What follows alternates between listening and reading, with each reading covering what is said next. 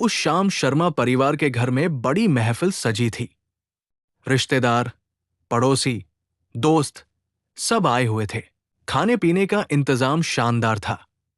लाइटें चमक रही थी और घर खचाखच भरा हुआ था। इन्हीं भीड़ भाड़ के बीच एक कोने में शालू चाची चुपचाप खड़ी होकर टेबल से गंदे बर्तन उठा रही थी। उम्र ज्यादा नहीं थी, मगर स्वभाव थोड़ा संकोची था। किसी से ज्यादा बोलती नहीं। शालू चाची का परिवार थोड़ा गरीब था। उनके कपड़े साधारण थे और लोग अक्सर उनसे बात भी कम करते थे। उधर मेहमान प्लेटों में खाना डालकर खाते हुए बातें कर रहे थे। बच्चे इधर उधर खेल रहे थे। सब खुश थे। तभी अचानक एक बर्तन उठाते हुए गरम दाल की छींट शालू चाची के हाथ से फिसलकर मेज से होते हुए सीधे मां की कीमती साड़ी पर गिर गई। साड़ी बहुत महंगी थी। शायद किसी शादी में पहनने की प्लानिंग थी। गलतफहमी, गुस्से का तूफान। सारी महफिल के बीच मां को गुस्सा आ गया। उन्होंने सबके सामने चाची को झिड़क दिया। शालू, हाथ भी नहीं संभलते? तुम जैसी भिखारिन की औकात नहीं है कि हमारे कपड़ों के पास भी खड़ी हो। एक थप्पड़ की तेज आवाज गूंजी। सारी महफिल सन। लोग हैरानी से देखने लगे। शालू चाची के हाथ से प्लेट नीचे गिर पड़ी। आंखें लाल हो गई, पर वो कुछ बोली नहीं। बस धीरे धीरे पीछे हटने लगी। मासूमियत जब रोती है तो शब्द नहीं निकलते, बस दिल चुपचाप टूट जाता है। रिश्तेदारों ने ओह तौबा की आवाजें निकाली। कोई बोला, अरे गलती हो गई होगी। कोई बोला, इतना डांटना भी सही नहीं था। लेकिन मां गुस्से में थी।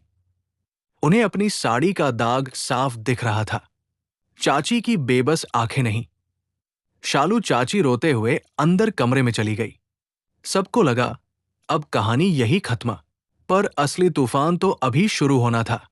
मोड़, एक ऐसा सच जो सबको हिला दे। करीब 10 मिनट बाद अचानक चाची बाहर आई, पर इस बार उनके चेहरे पर आंसू नहीं, एक अजीब सी शांति थी। सबकी नजरें उन पर टिक गई। उन्होंने धीरे से कहा, दीदी, ये साड़ी मेरी वजह से नहीं गिरी। मां चौंक कर बोली, तो और कौन करेगा? सबने देखा, बर्तन तुम्हारे हाथ में थे। चाची ने अपने दुपट्टे की गांठ खोली। अंदर एक छोटी सी डिब्बी थी। उन्होंने आवाज धीमी करते हुए कहा, मैं अपनी कीमोथेरेपी के बाद से कमजोर हो गई हूं। हाथ कांपते हैं, पकड़ नहीं पाती चीजें। सोचा था दीदी को बताऊंगी तो परेशान होंगी, इसलिए चुप रही। आज दाल गिर गई तो आप नाराज हो गई। पूरा हॉल शॉक में पड़ गया। कीमोथेरेपी? मां के पैरों तले जमीन खिसक गई। शालू चाची बोली, कैंसर है मुझे, 3रा स्टेज। डॉक्टर ने कहा है कि मेरा शरीर कमजोर रहेगा। आपकी मदद करने आई थी, ताकि मन थोड़ा लग जाए। उनकी आवाज टूट गई। आपने भिखारिन कहा, शायद सही कहा। बीमारी ने मुझे बहुत कमजोर कर दिया है। मां की आंखों में आंसू भर आए। सारी भीड़ गंभीर हो गई। जिस साड़ी के दाग पर मां गुस्सा थी, अब उसी पर उनके अपने आंसू गिरने लगे। पश्चाताप, रिश्तों की असली पहचान। मां दौड़कर चाची के गले लग गई। शालू, मुझे माफ कर दो। मुझे क्या पता था कि तुम इतना कुछ झेल रही हो। गलतफहमी में इतना बड़ा दर्द दे दिया। मां रो रही थी, चाची भी रो रही थी, पर इस बार रोना बेइज्जती का नहीं, दिल हल्का होने का था। रिश्तेदारों की आंखें भी भीग गई। किसी ने कहा, हमेशा दिखने पर मत जाओ।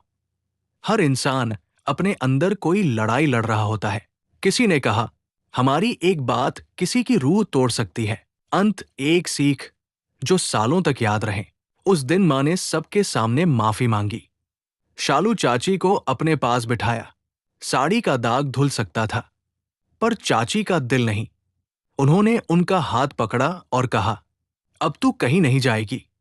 तू मेरी बहन है और मैं तेरे साथ खड़ी हूं।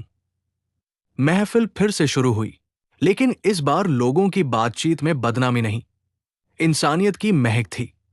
और चाची, वो धीरे धीरे मुस्कुरा उठीं, क्योंकि कभी कभी दिल पर पड़ा छोटा सा दाग 100 रिश्तों को साफ कर देता है।